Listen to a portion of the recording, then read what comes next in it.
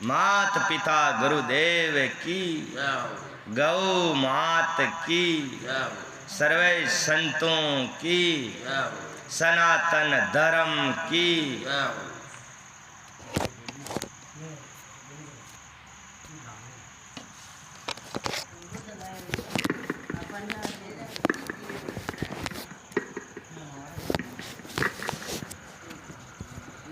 भगवान शिव की आज्ञा से सप्त ऋषियों का पार्वती के आश्रम पर जाना, उनके शिव विषय का अनुरागी परीक्षा करना और भगवान को सब वृत्तांत बताकर स्वर्ग को चले जाना। ब्रह्मा जी कहते हैं, देवताओं अपने आश्रम में चले जाने पर पार्वती की तप की परीक्षा के लिए भगवान शंकर समाधिस्थ हो गए। वे स्वयं अपने आप में अपने ही प्राप्तर स्वास्थ्य माया रहित तथा उपद्रव शून्य स्वरूप का चिंतन करने लगे। उस ध्येय वस्तु के रूप में साक्षात भगवान महेश्वर ही विराजमान है। उनकी गति का जिनको ज्ञान नहीं होता, वे भगवान वर्ष ध्वज की सबके चेष्टा परमेश्वर है। तात उन दिनों पार्वती देवी बड़ी भारी तपस्या कर रही थी। पार्वती देवी बड़ी तपस्या कर रही थी।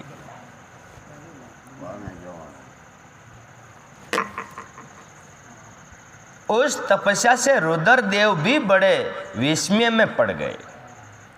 भक्ताधीन होने के कारण ही वे समाधि से विचलित हो गए और किसी कारण नहीं।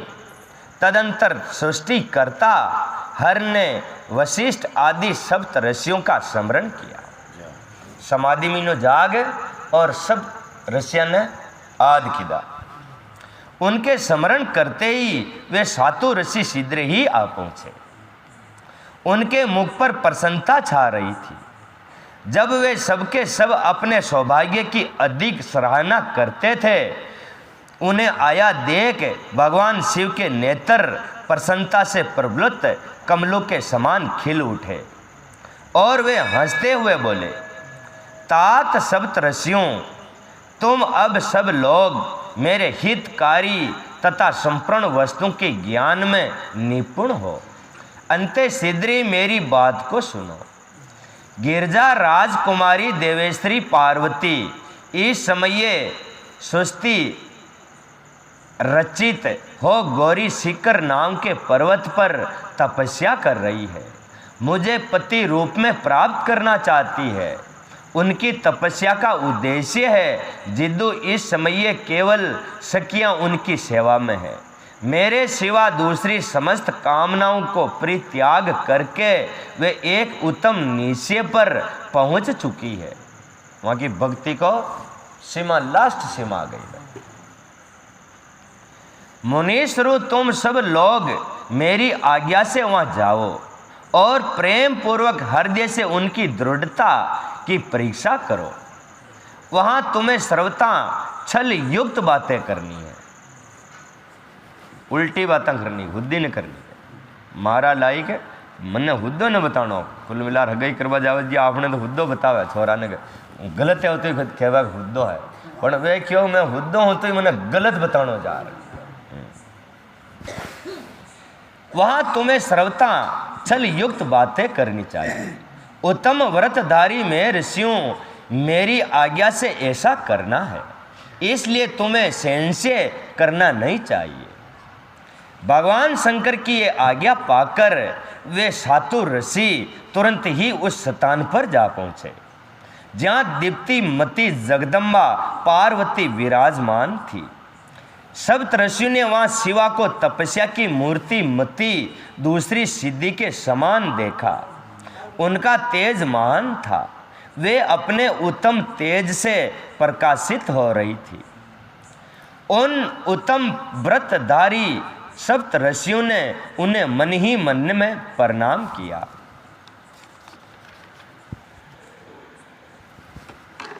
और उनके द्वारा विषयवत पूजित हो वे मस्तक झुकाए इस प्रकार बोले। ऋषियों ने कहा, देवी गिरजा नंदिनी, हमारी ये बात सुनो। हम जानना चाहते हैं कि तुम किस लिए तपस्या कर रही हो तथा इसके द्वारा किस देवताओं को और किस फल को पाना चाहती हो। उन द्विजों के इस प्रकार पूछने पर गिरजा राजकुमारी देवी शिवा ने उनके सामने अत्यंत गोपनीय होने पर भी सच्ची बात बताई। पार्वती बोली, मुनीश्वरों, आप लोग प्रसन्नता पूर्ण हृदय से मेरी बात सुनो। मैंने अपनी बुद्धि से जिसका चिंतन किया है वे अपना विचार में आपके सामने रखती हूँ। थोड़ा शांति। आप लोग मेरी संभव बातें सुनकर मेरा उपवास करोगे, इसलिए तुम्हें कहने में संकोच ही होता है। तथापि कहती हूँ, क्या करूं, मेरा ये मन अत्यंत दृढ़ता पूर्वक एक उत्कृष्ट कर्म के अनुष्ठान में लगा हुआ है और ऐसा करने के लिए विवश हो गया है। ये पानी के ऊपर बहुत बड़ी और ऊंची दीवार खड़ी करना चाहता है। देव ऋषियों का उद्देश्य पाकर मैं भगवान रुद्र मेरे पति हो, इसलिए इस मनोरथ को मन में लिए अत्यंत कठोर तप कर रही हूँ। और क्यों आपने बाबूजी ने बीन बनाना और खई आपने ने तो माया मात्रा खई सारी है और बाबूजी ने बीन बनाना के महादेव बाबूजी ने। मेरा मन रूपी पक्षी बिना पांख के ही हठ पूर्वक आकाश में उड़ रहा है। मेरे स्वामी करुणा निधान भगवान शंकर ही उसके इस आशा की पूर्ति कर सकते हैं और कोई दूसरा नहीं कर सकता है।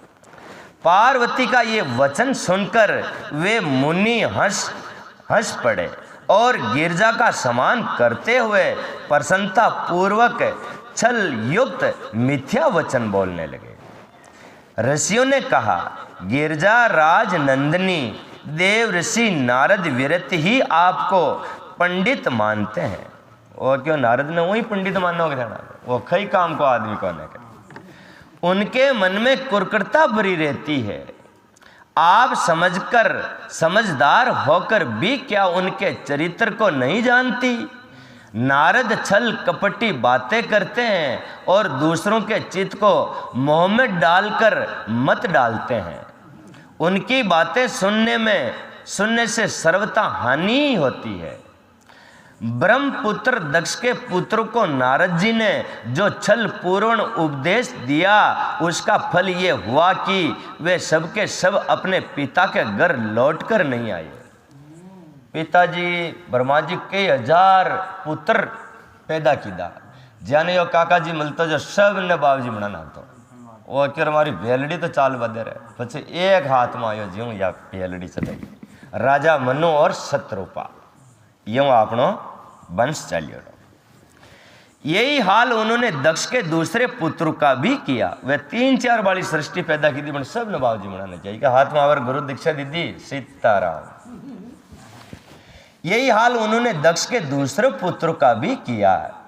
वे भी उनके चक्र में आकर भिखारी बन गए। वेदाधर चित्रकेतु को उन्होंने ऐसा उपदेश दिया कि उसका घर ही उजड़ गया। एक ने नियम सर छुड़ा नहीं क्यों। और प्रहलाद को अपना चेला बनाकर इन्होंने हिरण्यकशिपु से बड़े बड़े दुख दिलवाए हैं। वो क्यों वहाँ का गुरु महाराज बन गया नहीं है, इका प्रहलाद का जो वहाँ को कागजी ने अतरो दुख दीदो जो पूछे मती गए। वो जी को गुरु महाराज बने जी ने दुखी दुख दरावर इका चक्र में थेना मती पड़ो। ये सदा दूसरों की बुद्धि में भेद पैदा किया करते हैं।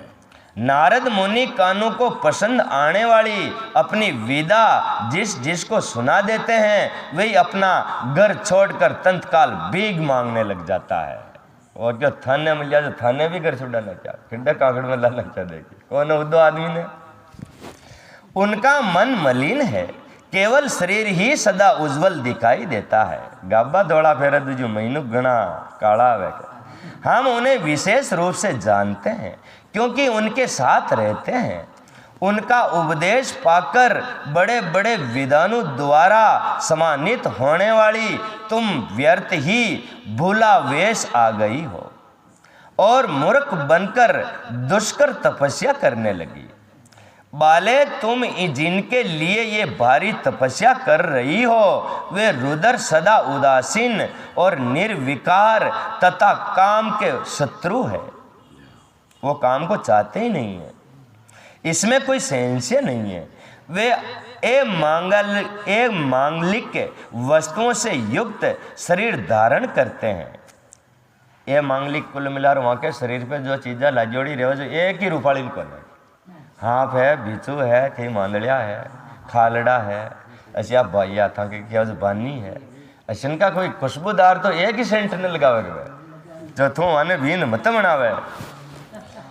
लज्जा को तिलांजलि दे चुके हैं कि क्यों लज्जा तो वन तिलांजलि को मन देव ने वन श्रम तो है ही कोने नो के जंग नागा भी रहे तो जो वो शादी मती करो।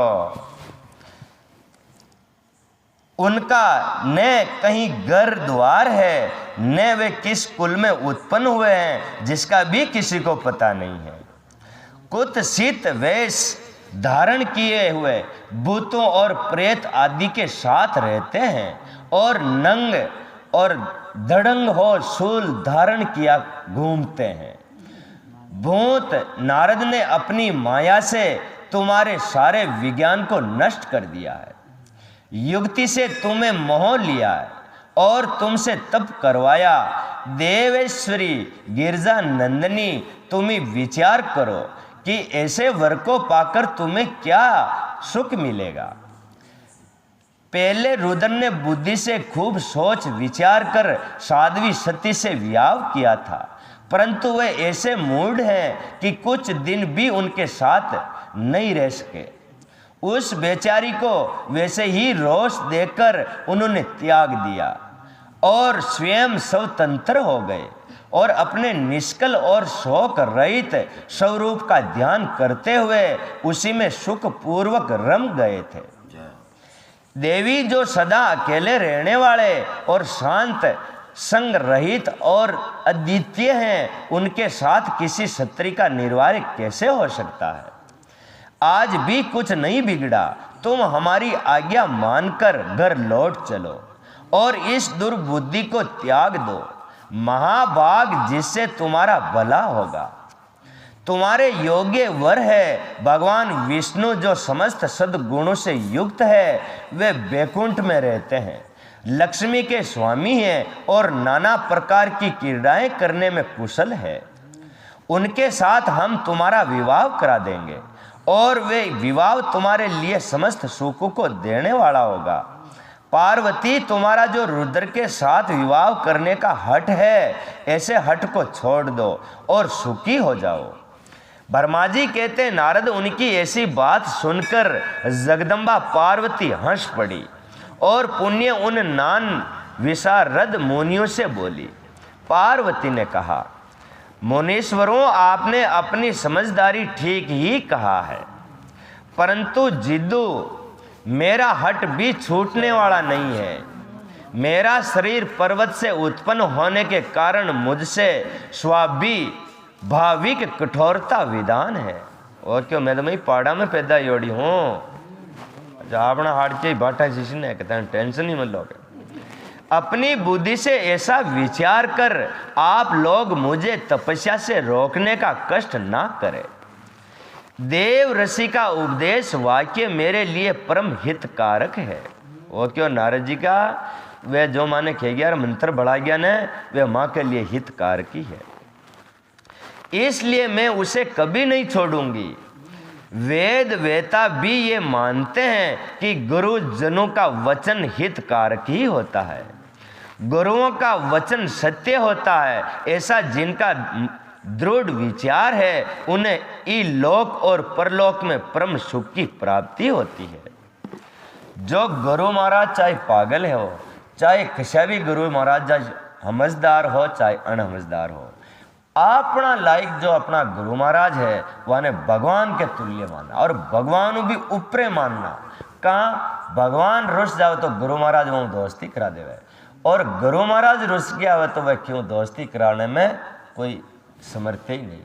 कंग भगवान रुस जाए तो गुरु महाराज अपनी वहाँ की दोस्ती करा देना, गुरु महाराज ही रुस जाए तो बच्चे कोई दोस्ती करा पड़े कौन भगवान।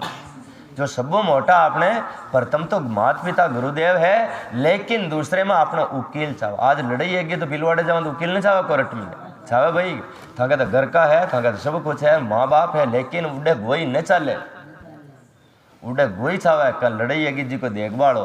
जो देखभाल अपने गुरु महाराज है, चाहे तना गलती भी कर दे वहाँ गुरु महाराज के समझ में बैठ गई कि इसको माफ कर दो तो वो माफ कर देंगे। पांडवान के दुर्वासा ऋषि जी 3 पुड़कियां ले गया। एक तो वह पुड़की जो एक गाय ने बाढ़ दुर्योधन दीदी वन है, गाय ने कुआरी खेड़ी ने बाढ़ वहाँ की राग की पुड़की बना और वह ने दुर्वासा ऋषि ने दीदी के थागा पांडवा ने जार खींचो कि ई पुड़की की गाय पैदा फांसी वे और दूध नकड़ा और वह खीर खुआवे थाने दीजिए वहाँ के रोटी खा जो फांसा आ जाए। और एक साल का पेड़ ने बाढ़ वहाँ की राग की पुड़की बना दी थी, एक अम्बा का पेड़ ने बना बाढ़ और वहाँ की राग की पुड़की दी थी। ये 3 पुड़कियाँ वहाँ ने ले जा दी थी। अम्बा के स्वा पैर में अम्बा लागना चाहे वहाँ पुड़कियों बानी ले गया है जो एक क्यों के कौरवा का भेजा गुरु महाराज आया क्या है दोष गुरा को 3 बात की करी थरपनार पेड़ लगायो अम्बा को स्वा पैर मैंने भरनी को वो लगाई। जब गुरु महाराज वहाँ का दिन है वने तो सब कुछ है इसके, और गुरु महाराज वहाँ का दिन नहीं हो तो कहीं भी नहीं इसके। बोलो गुरु महाराज की। और दुख कभी नहीं होता, गुरुओं का वचन सत्य होता है। ये विचार जिनके हृदय में नहीं है उन्हें इलोक और परलोक में भी दुख प्राप्त होता है। सुख कभी नहीं मिलता। अंते जिदु गुरुओं के वचन का कभी किसी तरह भी त्याग नहीं करना चाहिए।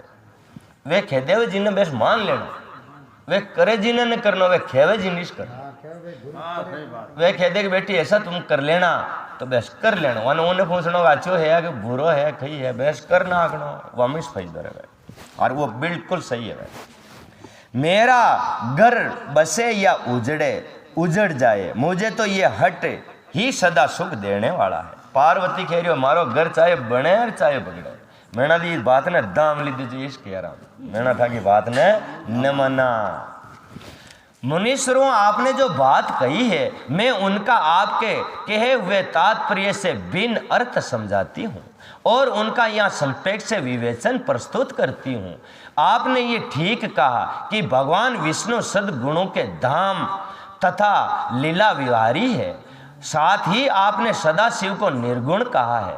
इसमें जो कारण है वे बताया जाता है। भगवान शिव साक्षात पर ब्रह्म है, एक एवं निर्विकार है। वे केवल भक्तों के लिए शरीर धारण करते हैं, फिर भी लौकिक की प्रभुता को दिखाना नहीं चाहते हैं। वो क्यों तरह मोटा सेठ जी हर भी वे नहीं खेल मैंने सेठ जी। हाँ अंत परम अंशों की जो प्रिय गति है उसी को वे धारण करते हैं, क्योंकि वे भगवान शंभु परमानंद में हैं, इसलिए अवधूत रूप से रहते हैं। माया लिप्त जीवों को ही भूषण आदि की रुचि होती है। वो क्यों कहियो माया में लिप्त जो आदमी रहे ने वहाँ की जमी में, होना में, चांदी में, लुगाया में, छोरा छोरी में वो आसक्त जो रहता है, जो माया मुर्जा रहता है। माया वह है जो माँ आप रोवा जी वहाँ कन के लेना पड़े और वो खिलौना दे रहा अपन साइड में करेंगे नहीं करे, छोर छोरी ने फोन दे दो 3 घंटे दिन आओ था कन के। ऐसा अपन को जो माया दी भगवान ने अपने को दूर करने के लिए दी, उनसे दूर करने के लिए माया दी है। उसको त्याग के और चिल्लाएगा तो माँ को उसको रोना लेना ही पड़ेगा। उसको कोई खिलौना आप माँ दे दे वहाँ छोरा ने और वने लेते हुए भी वो न रोतो ठपे तो माँ वने लेवे कि न लेवे, और आप वहाँ खेलता रहे चीजें न लेवे। ऐसे नहीं, ये सब कुछ आपने माया दीदी है न पाव आटा के आगे। पाव आटो तो आपने छावे रोज के लिए, वहाँ क्यों आगे जो माया दीदोड़ी है वो सब खिलौना है, उसमें अपन को नहीं फंसना चाहिए। करनो डंडल से रहना बनबैस वहाँ दिल में से त्याग देना। वे ब्रह्म को नहीं, वे प्रभु गुणातीत अजन्मा माया रहित लक्ष्य गति और विराट है। जिदों भगवान शंभु किसी विशेष धर्म या जाति आदि के कारण किसी पर अनुग्रह नहीं करते हैं। वो क्यों? न तो वे जात देखे, न कोई कुल देखे, न माया मात्राड़ो देखे, न गरीब देखे। जो रटे ज्या कहीं सही है। कौन का है वह? जो रटे ज्या का सही है। मैं गुरु की कृपा से ही शिव को यथार्थ रूप में जानती हूँ। मैं ऋषियों, यदि शिव मेरे साथ विवाह नहीं करेंगे तो भी मैं सदा कुंवारी ही रह जाऊंगी, परंतु दूसरे के साथ विवाह नहीं करूंगी। ये मैं सत्य सत्य कहती हूँ। यदि सूर्य पश्चिम से मतलब उगाणु अथुणो भी उग जावे न, तो मेरु पर्वत अपने शतान से विचलित हो जाए, अग्नि शीतलता को अपना ले तथा कमल पर्वत शंकर शिखर की शिला को ऊपर खिलने लगे और मेरा हट छूट नहीं सकता। ये मैं सच्ची बात कहती हूँ। ब्रह्मा जी कहते हैं, नारद ऐसा कहकर उन मुनियों को प्रणाम करके गिरजा कुमारी पार्वती निर्विकार चित्त से शिव का स्मरण करती हुई चुप हो गई। जिस प्रकार गिरजा के उस उत्तम निश्चय को जानकर वे सप्त ऋषि उनकी जय जयकार करने लगे और उन्होंने पार्वती को उत्तम आशीर्वाद दिया। मुनि गिरजा देवी परीक्षा करने वाले वे सातु ऋषि उनको प्रणाम करके प्रसन्नचित हो शीघ्र ही भगवान शिव के स्थान को चले गए। वहां पहुंचकर शिव जी को समस्त नवा और उनसे सारा वृत्तांत निवेदन कर दिया। उनकी आज्ञा ले वे पुण्य सादर स्वर्गलोक को चले गए। भगवान शंकर का जटिल तपस्वी ब्रह्मांड के रूप में पार्वती के आश्रय पर जाना, उनके सत्कृत हो उनकी तपस्या का कारण पहुंचना तथा पार्वती का अपनी सखी विजया से सब कुछ कहलवाना। अंदाता गणी परीक्षा कह रही हाल।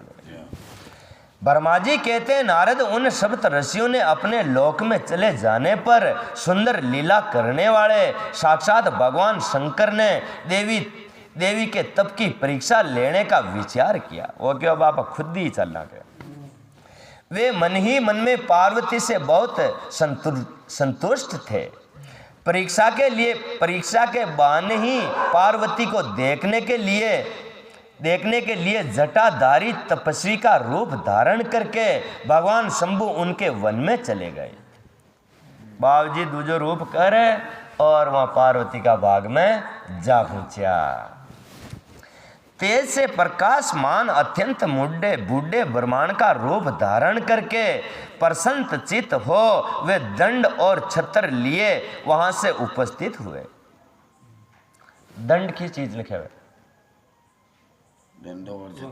डंडो गेड्यो वन दंड खेवे। प्रक्षित हुए। आश्रम में पहुंचकर उन्होंने देखा देवी शिवा सखियों से घिरी हुई वेदी पर बैठी हुई है और चंद्रमा की विशुद्ध कला सी प्रतीत होती है। ब्रह्मचारी का स्वरूप धारण किए हुए भक्त वत्सल शंभु पार्वती देवी को देखकर प्रीतिपूर्वक उनके पास गए। उन अद्भुत तेजस्वी ब्राह्मण देव को आया देख उस समय देवी शिवा ने समस्त पूजन सामग्रियों द्वारा उनकी पूजा की। जब उनका भली भांति सत्कार हो गया, सामग्रियों द्वारा उनकी पूजा संपन्न कर ली गई, तब पार्वती बड़ी प्रसन्नता और प्रेम के साथ उन ब्राह्मणों से आदर पूर्वक कुशल समाचार पूछा। बाबूजी किशन हो के थे ना, किशन आप बोलियो था को। पार्वती बोली, ब्रह्मचारिणी का स्वरूप धारण करके आए हुए आप कौन हैं और कहां से पधारे हैं? वेद वेताओं में श्रेष्ठ विपर वर आप अपने तेज से इस वन को प्रकाशित कर रहे हैं। मैंने जो कुछ पूछा है उसे आप बतलाइए। ब्रह्मांड ने कहा, इच्छा के अनुसार विचरने वाला वृद्ध ब्रह्मांड हूँ। वो क्यों बूढ़ो मामन हूँ और माँ की मर्जी हुई घूम रही हाशा के। पवित्र बुद्धि तपस्वी दूसरों को सुख देने वाला और परोपकारी हूँ, इसमें कोई संशय नहीं है। तुम कौन हो, किसकी पुत्री हो और इस निर्जन वन में किस लिए ऐसी तपस्या कर रही हो? जो पंजे के बल पर खड़े हो और तप करने वाले मुनियों के लिए भी दुर्लभ है। तुम ने बालिका हो ने वरदा ही हो, सुंदरी तरुण जान पड़ती हो, फिर किस लिए पति के बिना इस वन में आकर कठोर तपस्या कर रही हो? भद्रे, क्या तुम किसी तपस्वी की सहचारिणी तपस्विनी हो? देवी, क्या वे तपस्वी तुम्हारा पालन पोषण नहीं करता जो तुम्हें छोड़कर अन्यत्र चले गया है? बोलो, तुम किसके लिए कुल से उत्पन्न हुई हो और तुम्हारे पिता कौन है और तुम्हारा नाम क्या है? तुम महासौभाग्य रूपा जान पड़ती हो, तुम्हारा तपस्या में अनुराग व्यर्थ है। वो क्यों तपस्या मत करो, कहाँ कर रही है? थना मक्खी कमी तो दूजो ही नहीं दिख रही माना ने। क्या तुम वेद माता गायत्री हो, लक्ष्मी हो, अथवा क्या सुंदर रूप वाली सरस्वती हो? इस तीनों में तुम कौन हो? ये मैं अनुमान निश्चय नहीं कर पाता। वो क्यों मैं जान नहीं रही हूँ थाना खूनी हो जो माने थाना बताओ। बाबू जी पूछ रिया बाबा ने। पार्वती बोली, विप्रवर, ने तो मैं वेद माता गायत्री हूँ, ने लक्ष्मी हूँ और ने सरस्वती हूँ। इस समय मैं हिमाचल की पुत्री हूँ और मेरा नाम पार्वती है। पूर्वे काल में, इससे पहले के जन्म में मैं प्रजापति दक्ष की पुत्री थी।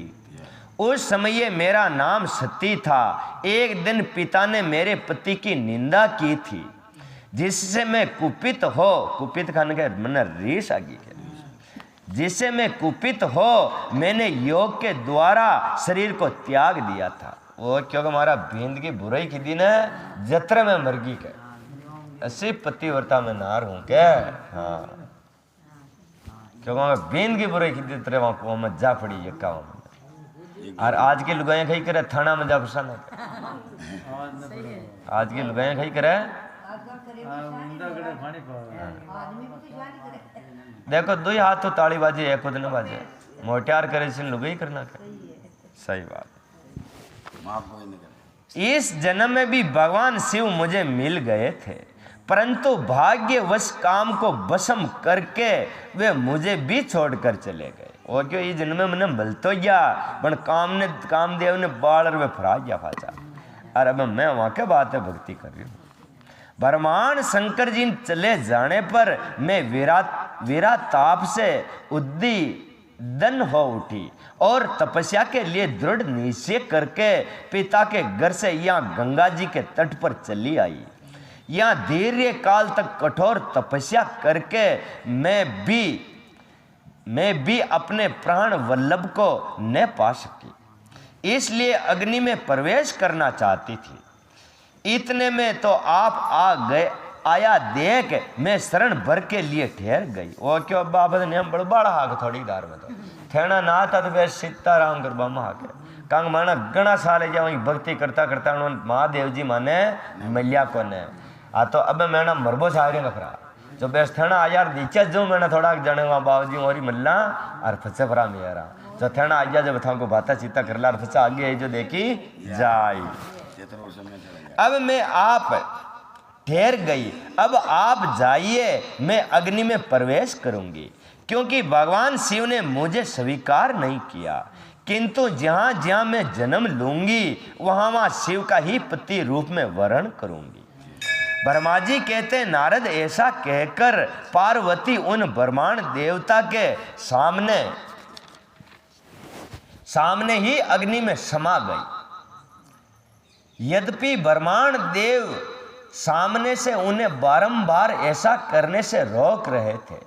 अग्नि में प्रवेश करती हुई पर्वत राजकुमारी पार्वती की तपस्या के प्रभाव से वे भाग उसी शरण चंद्र पंकज के समान शीतल हो गई।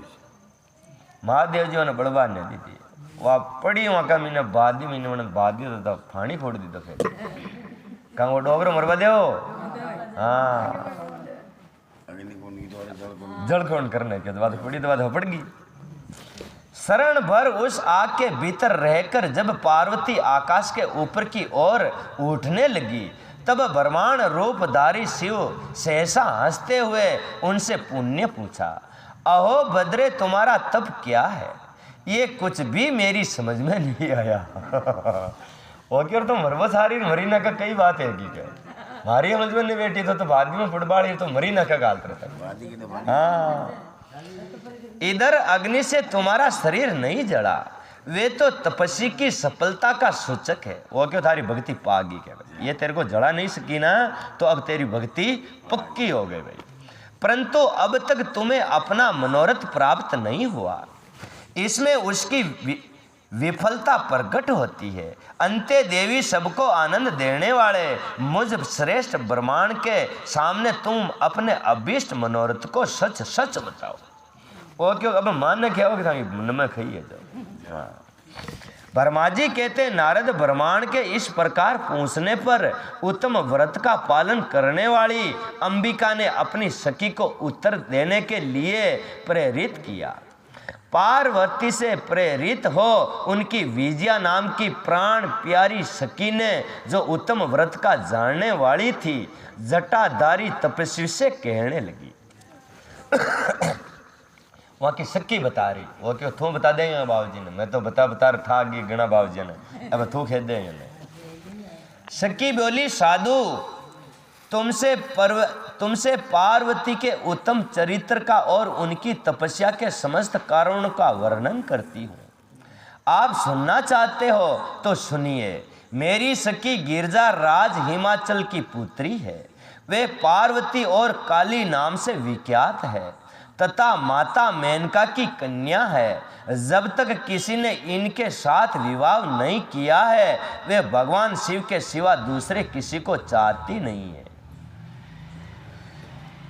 उन्हीं के लिए 3000 वर्षों से तपस्या कर रही है। भगवान शिव की प्राप्ति के लिए ही मेरी इन सखी ने ऐसा तप आरंभ किया है। विपर वर इसमें जो कारण है उसे मैं बताती हूँ। सुनिए, ये पर्वत राजकुमारी ब्रह्मा विष्णु तथा इंद्र आदि देवताओं को भी छोड़कर केवल पिनाक पानी भगवान शंकर को ही पति रूप में प्राप्त करना चाहती है और नारद जी के आदेश से ये कठोर तपस्या कर रही है। दीजिए श्रेष्ठ, आपने जो कुछ पूछा था उसके अनुसार मैंने प्रसन्नता पूर्वक अपनी सखी का मनोरथ बता दिया। Incoming voice call from Biju ji Maharaj Ludhiana on SIM Jio. Incoming voice call from Biju ji Maharaj Ludhiana on SIM जियो।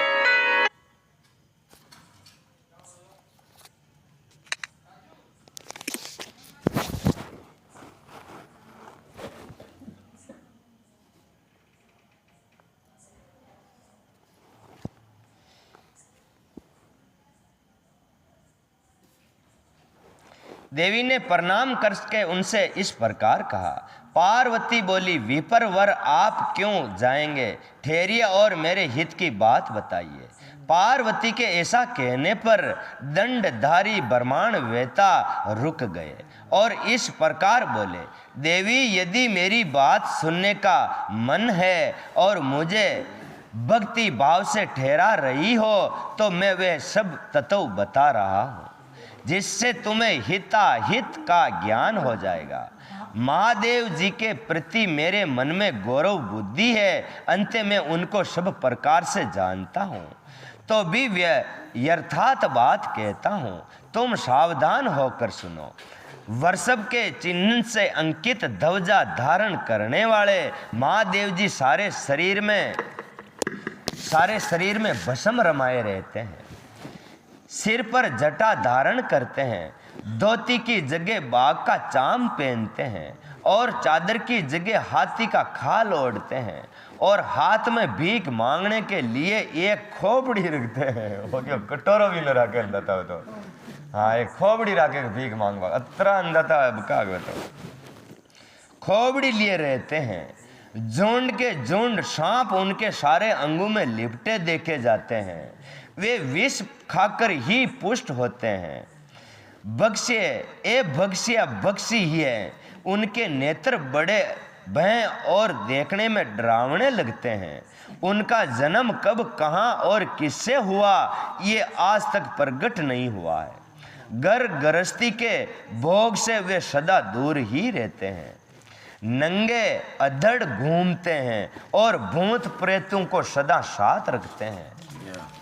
एक ही हुद्दो काम ना हो, साथ रखते हैं। उनके एक दो नहीं 10 भुजाएं हैं। देवी मैं समझ नहीं पाता कि किस कारण से तुम उन्हें अपना पति बनाना चाहती हो।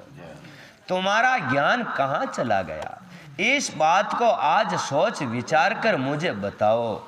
दक्ष ने अपने यज्ञ में अपनी ही पुत्री सती को केवल यही सोचकर नहीं बुलाया कि वे कपालधारी भिक्षु की भार्या है। वो क्यों मांग खा बाड़े की लुगई है ना, जऊ था न बुलाया वहां को माजनो पकड़ जाओ कण का लकण तो दोहे भी को ले जऊ था न दोहे नहीं न बुलाया के होशियार हो के दक्ष। इतना ही नहीं, उन्होंने यज्ञ में भाग देने के लिए सब देवताओं को बुलाया किंतु शंभु को छोड़ दिया। सती उसी अपमान के कारण अत्यंत क्रोध से व्याकुल हो उठी। उनसे अपने प्यारे प्राणों को तो छोड़ा ही, शंकर जी को भी त्याग दिया। तुम तो शत्रु में रतन हो, तुम्हारे पिता समस्त प्रभुत्वों के राजा है, फिर तुम क्यों इस उग्र तप के द्वारा वैसा पति को पाने की अभिलाषा करती हो? सोने की मुद्रा 1 रुपया देकर बदले में उतना ही बड़ा कांच लेना चाहती हो। वो क्यों होनो देर कांच मत लेवे तुम। हाँ, उज्जवल चंदन छोड़कर अपने अंगों में कीचड़ लपेटना चाहती हो। सूर्य के तेज का परित्याग करके जुगनू की चमक पाना चाहती हो। महीने वस्त्र त्याग कर अपने शरीर को चमड़े से ढकने की इच्छा क्यों करती हो? घर में रहना छोड़कर वन में धूणी रमाना चाहती हो। तथा देवेश्वरी, यदि तुम इंद्र आदि लोकपालों को त्याग कर शिव के प्रति अनुरक्त हो गई हो तो अवश्य ही रत्नों में उत्तम भंडार को त्याग कर लोहा पाना चाहती हो। लोह में इस बात को अच्छा नहीं कहा गया। शिव के साथ तुम्हारा संबंध मुझे इस समय पर परिस्थिति विरुद्ध दिखाई देता है। कहाँ तुम जिसके नेत्र पर फूल कमलों के समान शोभा पाते हैं, और कहाँ वे रुद्र जो 3 बड़ी आंखें धारण करते हैं। तुम तो चंद्रमुखी हो और शिव पंचमुख कहे गए हैं। वहाँ थाके तो 1 मुंडा और वहाँ के 5 मुंडा, थाके 2 हाथ और वहाँ के 10 हाथ। खड्डो ही मतलब मैच ने खा दिया देना तो मत करो कहूँ। तुम्हारे सिर पर दिव्य वेणी सर्पणी सी शोभा पा रही है, परंतु शिव के मस्तक पर तो जटा जोट बताया जाता है। वे प्रसिद्ध ही हैं। तुम्हारे अंग में चंदन का अंग राग होगा और शिव के शरीर में चिता का भस्म। कहाँ तुम्हारी सुंदर मर्दुल साड़ी और कहाँ शंकर जी के उपयोग में आने वाले हाथी की खाल। कहाँ तुम्हारे अंगों में दिव्य आभूषण और कहाँ शंकर के सर्वांग लिपटे हुए सरप। वो क्या थना चांदी हुन्ना का ऐसा रगड़िया हकड़िया फेल वेली वहाँ के जहाँ पड़ा रहेगा। वो क्या था के वो भी हणगार भी मैच न कर लियो के, और रुकमा मुँह भी थना मैच न करिया, और रंग रूप मुँह भी मैच न करिया। जी थना वो कहाँ पुण्य आंदा था कहाँ खाड्डा पड़ोगे। अच्छा, सेवा के लिए उगत रहने वाले संपूर्ण देवता और कहाँ भूतों की दी हुई बलि को पसंद करने वाले शिव हैं। कहाँ तो तुम मुर्दों की मधुर ध्वनि और कहाँ डमरू की डिम डिम, कहाँ भेरियों के समूह की गड़गड़ाहट और कहाँ अशुभ श्रृंगी नाद, और कहाँ डक्का का शब्द और कहाँ अशुभ गलनाद।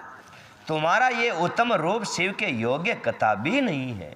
यदि उनके पास धन होता तो वे दिगंबर नंगे क्यों रहते? गबा लिया था वो कहेंगे पिया है था वे तो वो गबा तो लिया था, कम से कम आगे की तो बात से रहते। वे गरीब आदमी के वहाँ ला रहे थे, शादी मत ही करेंगे। सवारी के नाम पर उनके पास एक बूढ़ा बैल है और दूसरी कोई भी सामग्री उनके पास नहीं है।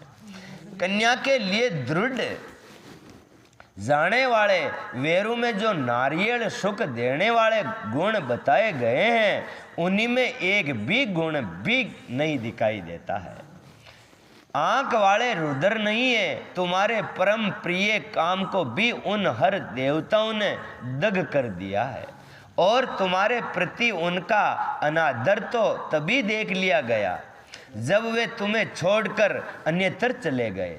उनकी कोई जाति नहीं देखी जाती, उनमें विदा तथा ज्ञान का भी पता नहीं चलता। वो केवल फिडोड़ा भी है, ज्ञान भी है, आप भी वहाँ मन के कौन आपन जो अश्या भिन्न थे ना मती पढ़नो के। पिशाच ही उनके सहायक हैं और विष को उनके कंठ में ही दिखाई देता है। वे सदा अकेले रहने वाले और विशेष रूप से विरक्त है, इसलिए तुम्हें हर के साथ अपने मन को नहीं जोड़ना चाहिए। कहाँ तुम्हारे कंठ में सुन और कहाँ उनके गले में नर मुंडू की माला। देवी तुम्हारे और उनके रूप आदि सब एक दूसरे से विरुद्ध है। अंते तुझे जो वहाँ संबंध नहीं रुचेगा, वो क्यों थाक को उड़े नहीं चल सकते कि पढ़ने भी जाओ तो थोड़ा दिन में था कि अगर फगाना ही छोड़ जा रहे ना तो पुण्य से छोड़ सकोगे न चल सकते। तो फिर तुम्हारी जैसी इच्छा हो वैसा करो। संसार में जो कुछ भी अस दस्तु हैं वे सब तुम स्वयं चाहने लगी। मैं अंते में कहता हूँ कि तुम असत की ओर से अपने मन को हटा लो, अन्यथा जो चाहो वे करो, मुझे कुछ नहीं करना है। ब्रह्मा जी कहते हैं, नारद ये बात सुनकर पार्वती शिव की निंदा करने वाले ब्रह्मांड पर मन ही मन में कुपित हो उठी और उसे इस प्रकार बोली।